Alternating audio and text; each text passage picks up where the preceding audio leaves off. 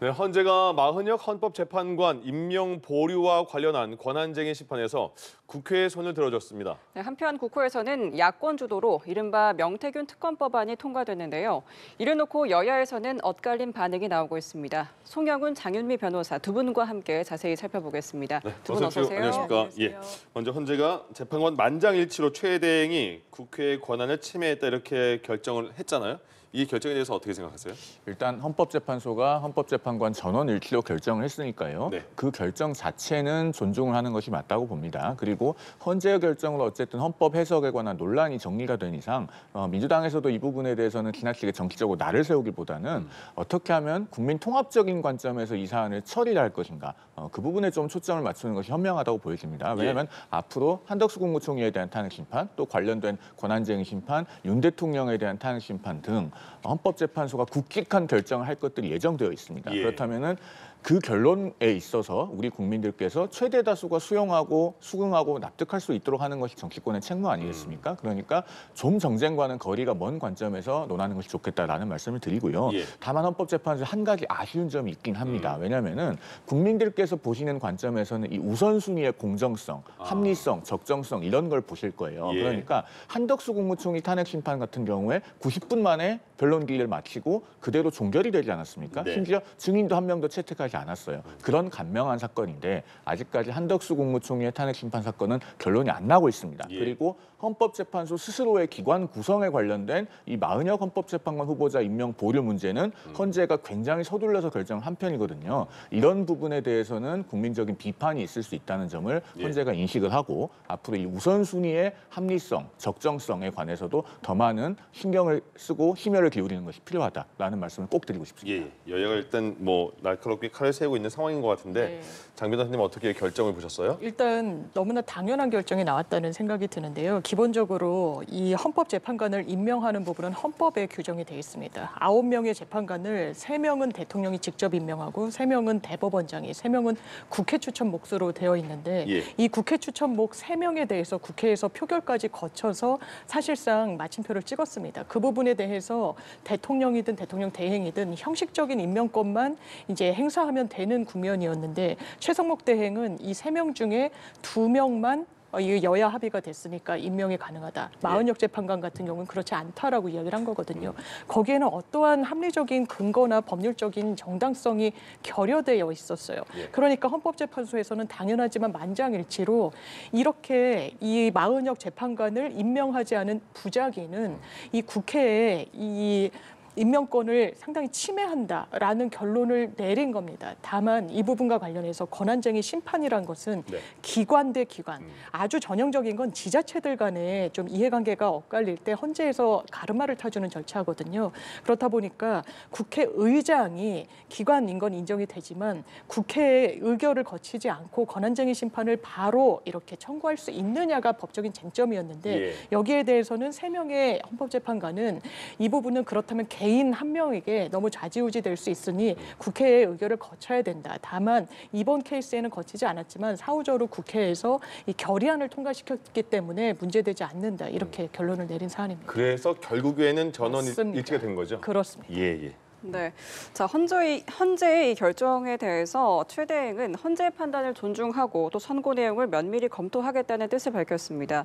마 후보자의 임명 계획은 언급하지 않았는데요. 만약에 마 후보자가 임명된다면 윤 대통령 탄핵 심판의 선고 시기와 또 결론에 영향을 미칠 수 있을 변수가 될 것이다라는 전망도 나옵니다. 좀 어떻게 예상하십니까? 그런 변수가 될 수 있는 가능성 자체는 존재하죠. 그렇기 때문에 최상목 권한대행도 오늘 헌재의 결정을 존중한다라고는 밝히면서도 예. 오늘 바로 지금 임명을 하진 않고 있는 겁니다. 그런데 이건 지금 뭐 때문에 문제가 되냐면요. 만약에 지금 마흔역 재판관을 바로 임명을 하고 헌재가 평의와 선고의 마흔역 헌법재판관을 투입하게 되면 그동안에 11차례의 변론 기일이 열리는 이 변론 과정에서 마흔역 재판관은 전혀 관여되어 있지 않지 않습니까?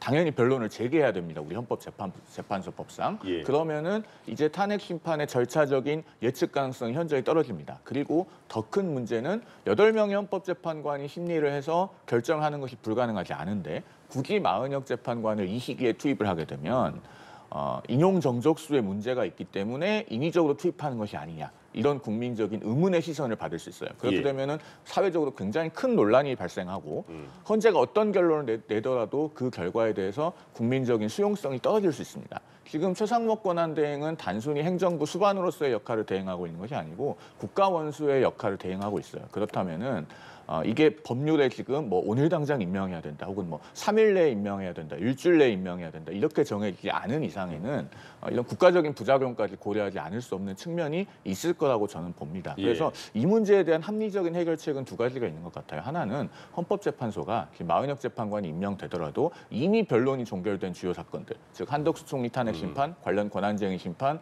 또 윤 대통령 탄핵 심판 등등의 사건에는 관여시키지 않겠다라는 입장을 명확하게 표명을 하거나, 또는 마은혁 재판관 스스로가 내가 임명되더라도 이미 변론 종결이 된 중요 사건에는 관여하지 않겠다, 또는 회피하겠다라고 하는 입장을 대외적으로 천명을 하면 그렇게 해서 논란을 해소하고 임명을 하는 식으로 타협이 이루어지는 그런 것들이 어떻게 보면 성숙한 책임 있는 자세가 아닐까라는 생각을 개인적으로는 덧붙여서 말씀드리겠습니다. 예. 네, 임명 강행 가능성 네. 어떻게 보십니까? 일단 뭐 여러 가능성이 일단 열려 있는 것 같은데요. 말씀 주신 대로 이게 주문이, 그러니까 마은혁 재판관을 임명하지 않았다고 해서 임명하라 이렇게 나온 게 아니거든요. 왜냐하면 이렇게 마은혁 재판관을 임명하지 않은 부작위는 국회의 헌재 구성 권한을 침해한 것이다가 주문이에요. 그러면 임명은 후속 절차로서 해야긴 해야 되는데 시기가 딱 특정돼 있지 않은 거예요. 이제 변수는 만약에 이 평의와 평결 전에, 이 결론이 나오기 선고 전에, 윤석열 대통령의 선고 이전에 임명이 된다라고 하면 변론 절차 갱신의 문제가 네. 있는 겁니다. 이걸 아주 엄밀하게 형사소송법을 그대로 차용해서 한다면요, 양승태 전 대법원장 케이스에서는요, 판사가 바뀌니까 변론 절차 갱신에만 7개월을 썼어요. 왜냐하면 그대로 녹취도 풀고 증인신문 조서도 읽고 이 여러 이 기록들, 서증들도 요지 같은 걸 다 이 구두로 하는 부분이거든요. 시간을 무한 끌 수 있는데, 다만 정말 그런 상황까지 올 것인가. 기본적으로 헌법재판소의 법에 따르면 형사소송법이 그대로 준용되는 건 아니고 이제 성질에 반하지 않는 한, 그래서 그걸 재판부가 허용하지 않을 거라는 부분.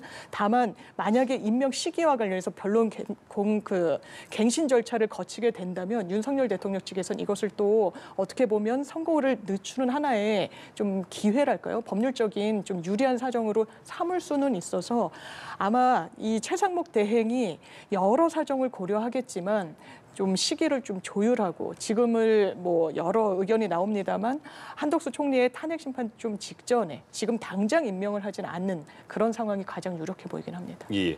또 한 가지 그 최상목 권한대행이 마은혁 재판관 후보자 임명을 안 한 이유가 여야 합의가 안 됐다 이런 거였잖아요. 오늘 헌재 결론에는 이거는 어떻게 뭐 판단이 들어가 있는 거예요? 어떤 거예요? 오늘 헌재 결정을 보면은 이제 그 국회에서의 예. 헌법재판관 후보 선출에 관해서 지금 그 최상목 권한대행 측에서 주장했던 관행은 인정하지 않는 예. 그런 내용의 판단이 들어가 있습니다. 그리고 국회가 선출한 헌법재판관에 대해서는 대통령의 어떤 실질적인 심사권 같은 것은 인정되지 않는다라는 취지의 판단도 들어가 있죠. 그렇기 때문에 이게 선례로 남아서 향후에 언젠가 미래의 정권이 교체된다면, 그리고 또 국회 다수당이 바뀌어서, 즉 지금의 국민의힘과 민주당의 공수가 바뀌는 상황이 됐을 때는 역시나 마찬가지로 헌법재판관을 국회에 선출했을 때 대통령이 임명을 보류하거나 거부할 수 없다라는 선례로 남을 것 같긴 합니다. 예. 그러니까 그 마은혁 재판관 후보자가 여야가 합의가 됐냐 안 됐냐에 네. 대한 판단도 들어가 있는 거예요. 그렇습니다. 말씀 주신 대로 이 부분과 관련해서는 국회 표결을 일단 거쳤기 때문에 예. 국회 몫의 3명에 대해서는 정당하게 대통령이 임명을 하여야 한다라는 취지에서 결론이 나온 부분이라서 거기에 상반되게 2명, 1명을 합의가 되지 않았다는 이유로 선별해가지고 임명한 부분은 이게 국회의 어떤 이 구성권을 침해한 것이다라는 판단까지 헌재가 내린 겁니다. 만장일치로. 알겠습니다.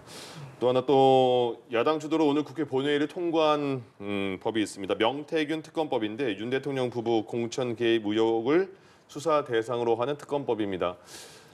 국민의힘에서는 김상욱 의원만 혼자 찬성을 했고 나머지는 다 반대했습니다. 어쨌든 이게 민주당과 국민의힘은 계속해서 이 부분에 대해서 굉장히 첨예하게 대립하고 있잖아요. 이 명태균 특검법이 특검법 필요성에 대해서는 어떻게 보세요?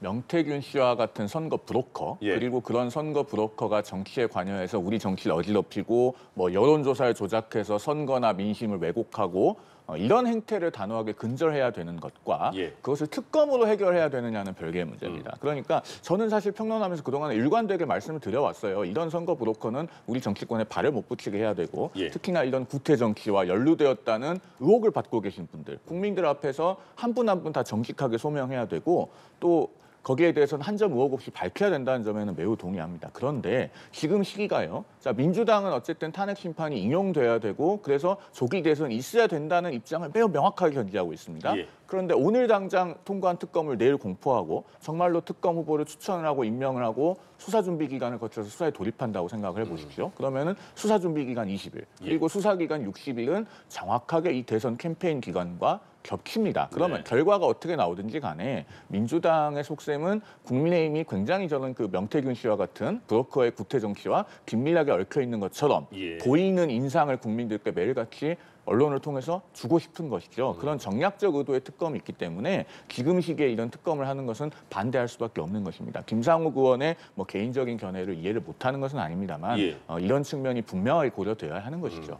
시기와 전략적인 의도가 분명하니까 곤란하다 이런 입장인데요. 그런데 이거 이미 파고를 상당히 넘은 사건으로 좀 보이고요. 검찰이 수사를 제대로 했느냐 그래 보이지 않습니다. 처음에 검사가 배당되지 않은 수사과에 몇 달을 묵혀두고 또 이 명태균 씨에 대해서는 공직선거법은 불기소 처리하고 그랬었습니다. 그러면서 지금 어떤 국면까지 나오고 있느냐. 윤석열 대통령이 사실상 내가 김영선이를 좀 해주라고 그랬는데 말을 안 듣네 당에서라고 이야기를 했어요. 그러면서 국민들한테 설명을 할 때는 자기가 너무 바쁘고 그때 고3 수험생보다도 일정을 많이 소화해야 돼가지고 재보궐 공관위원장이 윤상현 의원인지도 몰랐다고 그랬습니다. 이 녹취에 완전히 상반되는 거예요. 그러면서 후속으로 최근에는 김건희 여사의 녹취까지 나왔습니다. 당선인이 다 해놨으니까 윤한홍이든 권성동이든 지금 대통령 말 듣지 않는 부분과 관련해서 걱정하지 말라라는 취지예요. 이런 게 부정선거입니다. 공천의 과정에 아무리 당선인이어도 대통령이어도 이런 식으로 관여할 수 없는 거예요. 이거를 수사 지금 검찰이 제대로 하고 있으니까 이렇게 시간을 많이 끌었는데 이미 특검은 막을 수가 없을 겁니다. 또 하나의 정치적 변수가 지금 김상욱 의원 같은 경우에도 찬성의 의사를 밝혔습니다만 예. 정성국 의원님 같이 이른바 친한계로 묶이는 그런 정치인들이 이 부분 그래도 들여다봐야 되지 않겠냐라는 뉘앙스로 이야기를 하고 있어요. 왜? 대선 국면에서 명태균이라는 강력한 이슈 속에 많은 대선 주자들이 얽혀 들어가고 있습니다. 대표적인 게 오세훈 시장과 홍준표 시장인 부분이죠. 예. 비교적 한동훈 전 대표가 자유로운 거 아니냐. 그렇다면 이 부분을 당내 입지를 세우는 하나의 지렛대로 활용할 수도 있지 않겠느냐. 이게 특검과 관련해서 만약에 아마 최상목 대행이 거부권을 행사한다는 전망이 우세한데 다시 국회로 넘어왔을 때 이른바 한동훈계 어떤 선택을 할 것인가도 정치적으로는 상당히 좀 주목이 된다고 하겠습니다. 그럼 지금은 그 최상목 대행의 거부권 행사를 할 것이다고까지는 예측하시는 거예요? 그런데 다만 변수가 예. 이제 민주당에서도 시기를 좀 조율하고 이런 부분은 있다고 보도가 나오기도 했는데 네. 대통령 탄핵 뭐 3월 중순 이전에 나올 거라고 합니다. 그 국면 속에서 예. 과연 반대를 할 수 있을 것인가, 무을 명분으로 할 수 있을 것인가에 대해서도 변수는 아직 남아 있다고 저는 개인적으로 생각합니다. 예. 국민의힘에서는 거부권 행사를 요구할 것 같은데 최 대행은 그럼 어떻게 결정을 할까요? 일단요. 민주당은 조기 대선이 있다는 일관된 입장을 예, 가지고 예. 있으니까 네네. 그 입장을 한번 전제를 해보면은요. 만약에 그렇게 되면은 대통령 권한 대행과 행정부의 가장 큰 책무는 뭔가요? 선거의 공정 관리입니다. 예. 그리고 선거에 악용될 수 있는 소지가 있는 특검법을 그대로 공포해서 시행을 하는 것은 그 시기에 행정부 그리고 행정수반의 가장 중요한 의무인 선거의 공정 관리에서 한참 벗어나는 것이죠. 예. 최상목 권한 대행은 아마 그런 점을 굉장히 무겁게 여길 것으로 생각을 하고 또 그 이전에도 여야 합의가 없는 특검에 대해서는 제2요구권을 행사한 적이 있지 않습니까? 네. 아마 그런 선례를 존중해서 국회로 환부할 가능성이 높다 그렇게 보고요. 예. 제가 조금 우리 장 변호사님 말씀에 덧붙여서 말씀드리면 이 명태균 씨 사건은 수사의 아주 극초기에는 수사과에 방치되어 있었던 측면이 없진 않습니다. 그 예. 부분을 모르는 것은 아닌데 그 다음에 창원지검에서 검사들을 파견까지 받아가면서 10명의 검사들을 투입해서 특별수사팀을 꾸렸을 때는 상당히 그래도 수사가 진전이 있었습니다. 그리고 명태균 씨의 휴대전화를 확보해서 뭐 15만 5천 개에 달한다고 하는 그 녹음 파일들에 관한 디지털 포렌식도 진행을 하지 않았습니까? 그리고 특히 가장 최근에는 2월 17일에 사건을 서울중앙지검으로 지금 이송을 했죠. 예. 오늘이 2월 27일이니까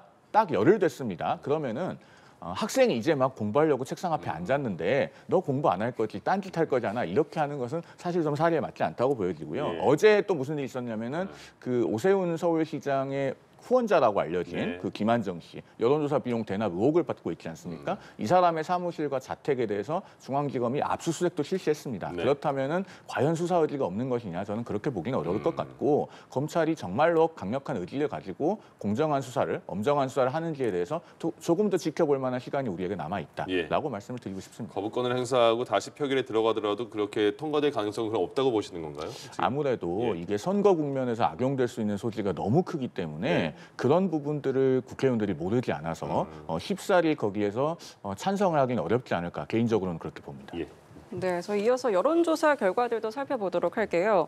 먼저 오늘 나온 정당 지지도 여론조사 결과 먼저 살펴보겠습니다. 전국 지표조사 결과에 따르면 국민의힘 37%, 민주당 34%로 나타났습니다. 이는 국민의힘이 3주째, 민주당은 2주째 같은 수치이고요.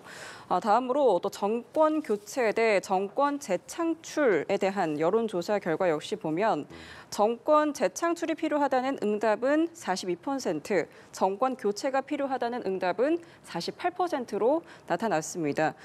지금 이렇게 좀 결과가 크게 벗어나지 않는 모습인데 중도층에서는 정권 교체가 필요하다는 응답이 59%, 재창출이 29%로 나타났습니다. 이에 대한 결과를 좀 어떻게 해석하실까요? 냉정하게 말해서 민주당에도 아주 큰 과제가 있고 국민의힘에도 과제가 있다는 것을 보여주는 그런 여론조사 결과인 것 같습니다. 우선 12월 3일에 이 비상계엄 선포라고 하는 엄청난 사태가 있었습니다. 그럼에도 불구하고 지금 정권 교체 비율이 점점 내려와서 이제는 50%가 안 돼요. 이 상황은 결국은 우리 국민들께서는 정권 교체라고 하는 단어를 들으면 이재명 대표가 상당 부분 겹쳐 보입니다. 그런데 그 이재명 대표는 지금 어떤 모습을 보이고 있습니까? 어제도 그 선거법 위반 사건 항소심 결심 공판이 있었는데 자서전에 이런 내용이 있다고 소개가 됐죠. 거짓말 역시 국민과 자신에게 언젠가 씻을 수 없는 상처를 남긴다. 선거에 지는 한이 있더라도 최소한 국민을 상대로 거짓말하지 말자는 것이 나의 소신이었다. 이런 이야기들을 자서전에 써놨는데 1심에서 허위사실 공표로 징역 1년 집행유예 2년 받고 계속 무죄라고 항변하고 있어요. 이런 모습들을 보면서 국민들께서는 비상계엄 잘못됐지만 그렇다고 정권교체, 이재명 대표로의 정권교체 선뜻 동의하기 힘든데 이렇게 큰 물음표를 그리고 계신 겁니다. 자, 물론 그렇다고 해서 지금 국민의힘이 100% 잘하고 있느냐? 제가 국민의힘 소속이지만 그렇게 말씀드리지는 않겠습니다. 정권교체 비율이 중도층에서 높게 나타나잖아요. 그렇기 때문에 국민의힘도 비상계엄에 관해서 엄정한 평가를 바로 세우고 민심의 중앙값을 향해서 민심의 바다를 향해서 나오는 그런 변화도 아울러 필요하다라는 말씀을 드리겠습니다. 네, 지금 여론조사 결과와 함께 또 이런 대선 구도에는 또 네. 어떻게 여론 영향을 미칠지 궁금한데요. 이 부분은 객관적으로 보면 국민의힘한테는 상당히 좋지 않은 지표로 보는 게 객관적으로 맞을 겁니다. 기본적으로 양측의 조기 대선 가능성 상당히 농후하죠. 그러니까 양측은 이미 붙을 대로 붙은 거예요. 30%, 한 40%대가 고정적으로 움직이지 않습니다.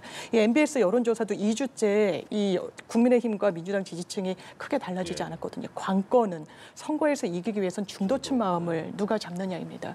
이 부분 MBS 여론조사에서 정권 교체해야 된다 59, 재창출 그냥 연장이 돼야 된다 29, 더블 스코어로 차이가 나고 있어요. 많은 언론에서 중도층은 한 번도 변하지 않았다라는 겁니다. 계엄에 대한 문제의식 갖고 있고 탄핵에 대해서도 찬성 의견이 상당히 높은 와중에 국민의힘에 대한 평가가 녹아져 있는 겁니다. 이 부분 윤석열 대통령을 엄호하고 지키고 거리두지 못하고 사법부를 공격하고 불법의 불법이라는 윤석열 대통령의 구호 끝까지 싸워 나가겠다는 그 사실상의 선전선동 국민의힘의 모습과 상당히 중첩됩니다. 국민의힘이 거기서 거리 두지 않고 있거든요. 지금 이 순간에도 그렇습니다. 그렇다면 중도층이 어떤 선택을 할 것인가?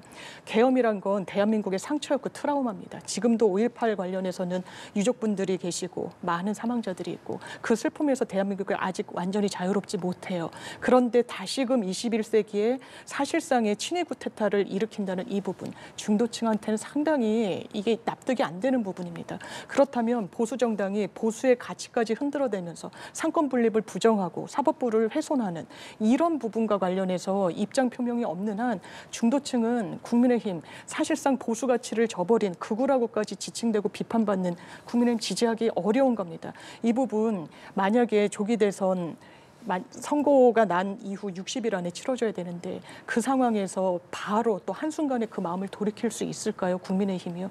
저는 상당히 어려운 국면으로 그냥 저벅저벅 국민의힘이 자초한 측면이 있다고 생각합니다. 예, 알겠습니다. 여야가 이제 각 진영에 대한 또 단합을 강조하는 모습을 보이는 게 국민의힘 먼저 보면 권영세 비대위원장이 이명박 전 대통령 만났어요. 최근에 이명박 전 대통령을 찾아간 분들이 김문수 장관도 있고 홍준표 시장도 있잖아요. 권영세 비대위원장은 어떤 마음으로 이명박 전 대통령을 찾아갔을까요? 아무래도 이 보수 정부를 이끌면서 총선을 2번을 승리했던 것이 이명박 정부 시기 아닙니까? 예. 그렇기 때문에 아무래도 그 선거에서 이겨서 국정을 안정적으로 운영해 본 경험이 있고 여러 가지 그런 그 국가 원로로서의 기회를 구하는 차원에서 예방을 했을 것으로 생각이 됩니다. 예. 그리고 그래서 이명박 전 대통령의 말씀은 소수라도 힘을 모으면 해나갈 수 있다라고 네. 하면서 상당히 단합을 강조하셨는데요. 정당의 내부적인 단합 또 정치인들의 단합은 물론 중요합니다. 정치인들끼리 사분오열돼서 싸우면서 국민을 통합하겠다고 할 수는 없지 않겠습니까? 예. 그런 점에서 단합을 원론적으로 강조하신 것 자체는 충분히 이해가 되고 수긍이 됩니다만 다만 현재 국민의힘의 과제는 어떤 단합이냐가 중요하다고 생각됩니다. 제가 예. 앞서도 민심의 중앙값을 향해 가야 된다. 민심의 바다를 향해 나가야 된다라는 말씀을 드렸는데 똘똘 뭉쳐서 한쪽 구석으로 간다면 그것은 성공적인 단합이라고 보기 어려워요. 그러면은 지금 국민의힘은 자기 객관화를 통해서 중도층에게 어떻게 비춰지고 있는가를 돌아봐야 됩니다. 앞서도 봤듯이 정권 교체가 중도층에서는 59, 정권 재창출은 29라고 하는 그 여론조사 결과가 있는데요. 예. 그런 부분은 결국에는 비상계엄에 대한 정확하고 냉정한 평가가 선행될 때 중도층에서 그 다음 메시지에 귀를 기울여준다. 예. 이런 부분을 좀 무겁게 인식을 해야 됩니다. 예를 들면은 지금 민주당의 경제 정책 같으면은 그 35조 원의 추경 중에서 뭐 13조 원을 기업 화폐를 살포하는 경제적인 효과가 의문시되는 정책들에 굉장히 우선순위를 두고 있다든가 예. 또는 뭐 파업을 쉽게 하는 노란봉투법을 고집한다든가 이런 많은 모순점을 가지고 있는 경제 정책들이 있습니다. 이런 것들을 하나하나 국민들께 잘 설득해 나가면은 공론장에서 지위를 회복할 수 있는 그런 가능성이 열려 있지만 예. 비상계엄에 대한 그 규정이 잘못된다면은 그 부분에 대해서 소구력을 갖기가 어렵기 때문에 예. 결국에는 올바른 단합이 돼야 된다. 그런 부분을 제가 좀 아울러 말씀을 드리고 싶네요. 민심의 중간치를 향해서 가야 된다고 말씀하셨잖아요. 근데 지금 국민의힘 입장에서는 그 윤석열 대통령의 탄핵 여부에 대해서 나오지 않은 상황이라서 어떻게 타겟 설정이 지금은 좀 모호한 상황인 건가요? 그럼? 그래서 그 부분에 있어서 예. 사실은 국민의힘 지도부가 전략적으로 좀 어려운 부분도 분명히 존재합니다. 예. 그리고 정당이라고 하는 것은 정치를 하는 곳이고 우리 국민들 중에 일정한 비율은 분명히 탄핵의 기각을 바라거나 또는 민주당의 29번의 탄핵 폭주로 인해서 이 탄핵에 대한 감정적인 거부감이 굉장히 강하기 때문에 예. 이 탄핵이 과연 온당한 것이냐에 대한 문제의식을 갖고 있는 분들도 있어요. 그러면은 그분들의 정서와 마음도 누군가는 대변을 해줘야 됩니다. 네. 그런 점이 현재 지금 국민의힘이 처한 그 전략적인 선택의 어려움입니다만 헌재가 일정한 결정을 내놓고 그 결정에 대해서 국민적으로 승복해야 된다라고 하는 메시지를 내야 되는 상황이 되면은 예. 그 다음 단계는 또 따라올 수 있을 것이다. 그런 정도로 현재는 말씀드려야 될 것 같네요. 예. 네, 이재명 대표는 임종석 전 대통령 비서실장을 만났습니다. 정상적이고 상식적인 세상을 만드는데 모두가 힘을 합쳐야 한다라고 말했고요. 또 임 전 실장은 또 이 대표와 경쟁하는 그런 분들을 상원하겠다며 개헌, 연합 정치 필요성을 강조했습니다. 단합 속에서도 뭔가 견제의 의미가 있었던 걸까요? 예, 아무래도 좀 그 임종석 전 실장과 공천 과정에서 본인이 뭐 상처를 입은 부분이 있을 테니까 다만 만났다는 부분에 대해 대해서는 대단히 의미 부여가 있어야 된다고 저는 개인적으로 생각합니다. 지금 이명박 전 대통령께서도 이야기를 하셨지만 보수 정당이 제일 어려운 국면이 아니고요. 지금 대한민국이 상당히 어렵습니다. 경제는 이 계엄 때문에 완전히 나락이고 주가는 떨어졌고 그리고 환율은 치솟고 지금 민생 경제는 꽁꽁 얼어붙고 내수는 정말 역대 최악이라고 다들 서민분들이 이야기하고 있는 상황이에요.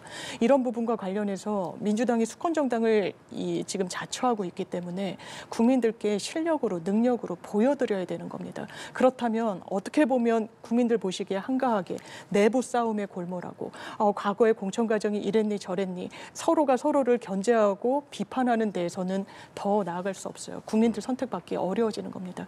지금 국가가 어렵습니다. 대한민국이 위기 상황이에요. 정치적으로는 양극단으로 쪼개져 있고 이걸 봉합해야 되는 책임이 민주정당인 민주당에 있는 겁니다. 그렇다면 어떤 길을 가야 될 것이냐. 우리 안에 화합이라는 걸 분명히 이 국민들께 보여드려야 되는 거죠. 그래서 김부겸 전 총리도 만나고 쓴소리했던 김경수 전 지사도 만나면서 우리는 한 행보로 가겠다라고 이 부분을 명확하게 이야기를 하고 더 나아가서 확장성을 갖고 중도층을 잡기 위해서는 지금 중도 보수 정당이라고 기가를 건 거 아닙니까? 기본적으로 보수라는 가치가 국민의힘의 전유물이 아닙니다. 오히려 저버린 측면이 있죠. 그리고 안정을 갈구하는 시민들 그런 부분에 대해서 국민의힘은 어떻게 화답하고 있습니까? 불안정으로 화답하고 있어요. 이런 부분을 대안 세력으로서 수권 정당으로서 민주당이 하는 그 이재명 대표의 행보 속에 오늘 이 일정도 읽혀지는 부분이 있다고 생각합니다.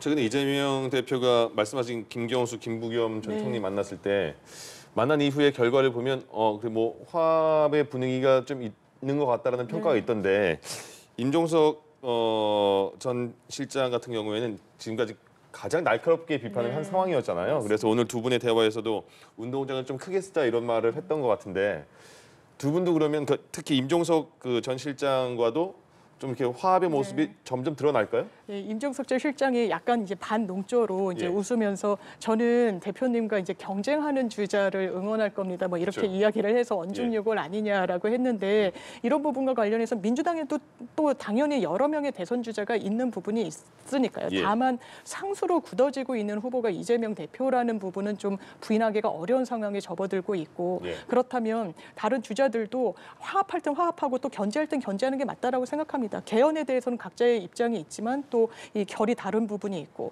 또 민주당의 어떤 색깔과 관련해서 정체성과 관련해서 보수 서민 정당이다라고 이야기를 했을 때 김경수 전 지사는 이 부분이 원래 민주당의 컬러라는 취지로 또 이야기를 하기도 했습니다. 그래서 본인들의 어떤 선명성과 정체성을 또 부각시키는 게 당내 경선 과정이기 때문에 큰 틀 안에서는 화합하지만 이 부분에 대한 경쟁은 당연히 있을 것 같습니다. 알겠습니다. 한동훈 전 대표가 책을 내기 전부터 굉장히 화제였습니다. 제목이 국민이 먼저입니다. 이제 출간이 됐고 뭐 예약 판매부터가 굉장히 화제가 있었다고 하는데 전면전에 드러났다고 전면에 이제 나온 거라고 봐도 되는 겁니까? 만약에 조기 대선이 치러진다면? 일단 뭐 조기 대선 여부를 떠나서요. 한동훈 전 대표는 정치인이고 정치를 떠난 적이 없습니다. 다만 여당 대표의 자리에서 탄핵소추안 가결에 대한 정치적 책임을 지고 물러났을 뿐이죠. 그러면은 정치인이 정치라는 것은 굉장히 자연스러운 일이에요. 정계 은퇴를 한 것도 아니고. 그리고 어쨌든 책을 냈으니까 책을 소개를 하는 것이고 또 이 책의 출간 시점도 헌법재판소에 윤 대통령 탄핵 심판 변론 종결된 후에 출간함으로써 탄핵 심판에 영향을 미치지 않도록 그렇게 세심하게 배려한 흔적도 보인다고 평가할 수 있을 것 같습니다. 그리고 그 책의 내용을 보면은 이제 윤 대통령에 대한 좀 인간적인 미안함 내지는 그 여러 가지 고뇌, 괴로움 이런 것들도 좀 표현이 되어 있잖아요. 그런 점에서 본인의 그 기존의 국민들께 비춰왔던 인상 이런 것을 좀 바꾸는 데에도 의미가 있지 않을까 싶어요. 어쨌든 지금 그 한동훈 전 대표가 국민의힘의 자산이냐라고 하는 부분에 있어서 당에서 약간 논쟁이 있는 것 같은데 이 부분은 단순히 친한계의 평가가 아니라 정말로 국민의힘의 존립과 어떤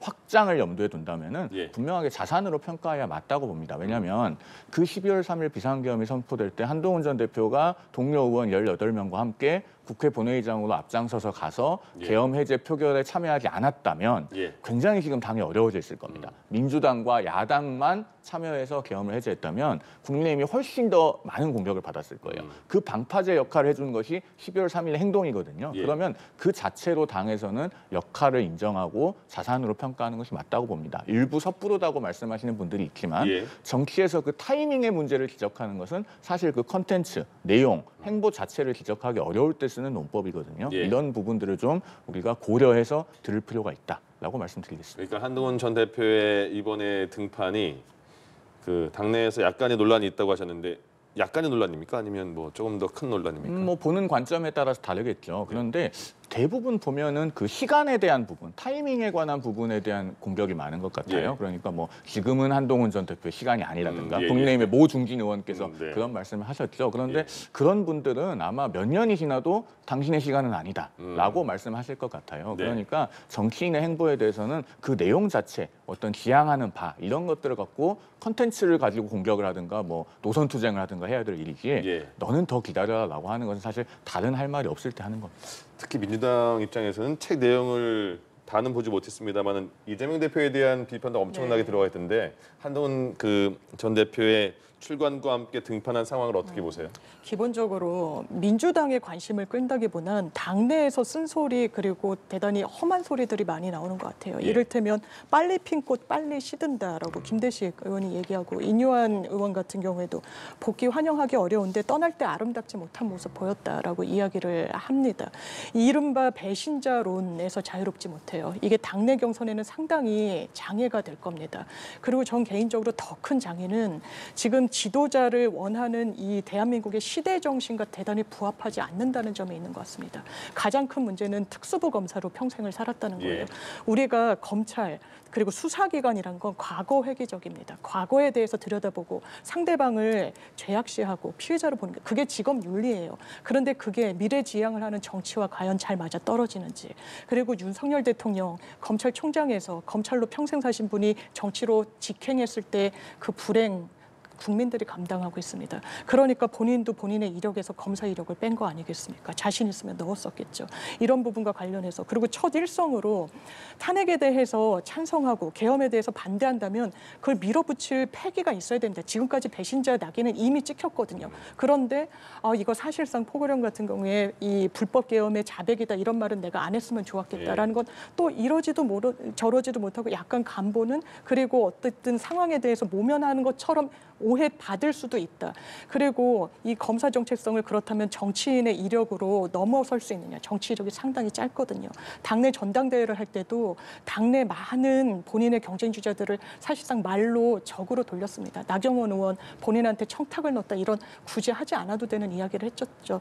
그래서 대선 국면에서도 그 부분이 많이 바뀐 채로 나올 거라고 저는 기대가 크게 되지는 않기 때문에 예. 그게 한계로 작용하는 정치인인 것 같습니다. 제가 좀 짧게만 예. 덧붙이면 한동훈 전 대표의 책을 사서 보는 분들 중에서 한동훈 전 대표가 검사 출신인 거 모르는 분들이 있을까요? 그러니까 출판사의 그 저자 소개는 이력서가 아니지 않습니까? 예. 만약에 법무부 장관이라는 경력을 썼는데도 검사를 안 써서 문제가 된다라고 하면은 글쎄요 민주당 이재명 대표 같은 경우에는 책을 낼 때 뭐 민주당 대표라고만 쓰지 말고 예. 검사 사칭했던 전과도 써야 되는 것인가 그런 생각이 개인적으로는 좀 듭니다. 네. 어떻게 뭐 반론하시겠어요? 네, 한동훈 대표가 약간 이런 식의 화법을 사용하기 때문에 당내에서도 그리고 국민들께도 응원받지 못한다는 점 말씀드립니다. 알겠습니다. 네, 알겠습니다. 이 시간 장윤미, 송영훈 변호사와 함께 이야기 나눠봤습니다. 두 분 말씀 고맙습니다. 고맙습니다. 예.